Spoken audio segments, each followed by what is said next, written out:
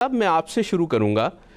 Government کلیم کر رہی ہے کہ معیشت تو واپس آ گئی پٹری پہ، لیکن ہمیں یہ نظر آ رہا ہے کہ جو ہمارے غریب ترین لوگ ہیں ان کی آمدنی میں بھی کمی ہوئی ہے، ان کی کھانے پینے میں بھی کمی ہوئی ہے، وہ بچت بھی نہیں کر پا رہے ہیں. آپ کی کیا رائے ہے اس میں؟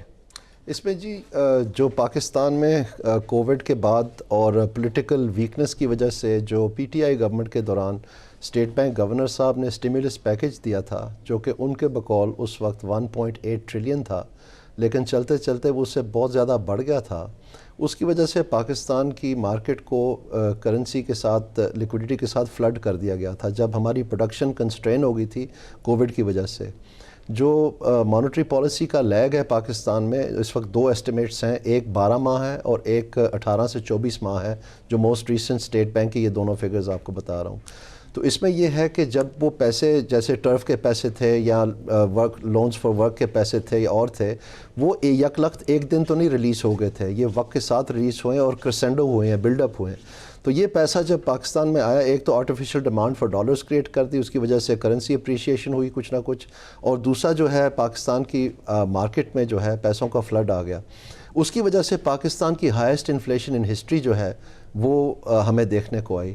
اور وہ پھر مختلف گورنمنٹ کی غلط کاریوں کی وجہ سے جو آپ کی پالیسی ریٹ جو ہے وہ پازیٹیو ریل ریٹ رکھنا تھا، مسلسل تقریباً 6 سال کے لیے نیگیٹو ریل انٹرسٹ ریٹ رہا. اس کا مطلب یہ ہے کہ پیسے کی قیمت جو ہے وہ عام شرح جو ہے مہنگائی کی اس سے کم تھی. اس کا مطلب یہ ہے کہ اگر آپ صرف لون لے کے گھڑیاں خرید کے الماری میں رکھتے ہیں، سال کے بعد آپ اس کی قیمت بھی لون کی اتار لیں گے، یعنی اس کی قسط جو ہے اور پرنسپل پلس آپ کو پیسے بھی کچھ نہ کرنے کے لیے آپ کو پیسے مل جائیں گے. تو اس نے پرپیچویٹ کیا اس چیز کو. اس میں ڈار صاحب اور مفتاح اسماعیل صاحب سر دست ذمہ دار ہیں. اس وقت یہ جمیل احمد صاحب اپوائنٹ نہیں ہوئے تھے، اگست کی میں بات کر رہا ہوں 2022 کی، اور انہوں نے انٹرسٹ ریٹ ہولڈ کیا. اس وقت مارجن جو تھا بٹوین انٹرسٹ ریٹ اینڈ جو پالیسی ریٹ ہے، انفلیشن ریٹ ہے سوری، وہ تقریباً 2% تھا.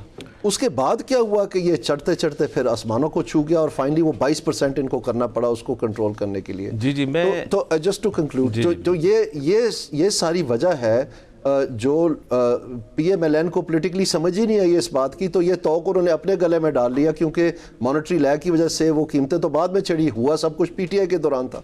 تو ابھی بھی آپ دیکھ سکتے ہیں کہ جو اے ڈی آر کی پالیسی ابھی تھی پیچھے، جس میں 50% تک بینکوں نے لون کرنا تھا، اور انہوں نے وہ کوشش کی دسمبر کی 31 تاریخ تک پورا کرنے کی. اب 12 ماہ ہو گئے ہیں اور اب پھر سے انفلیشن کا ایک ریلا آ رہا ہے. سو یہ جو کنیکشن ہے، لوگ سمجھتے ہیں کہ ڈپٹی کمشنر کہیں قیمتیں کنٹرول کرتا ہے، یہ جھوٹ اور فریب ہے، ایسا کچھ نہیں ہے.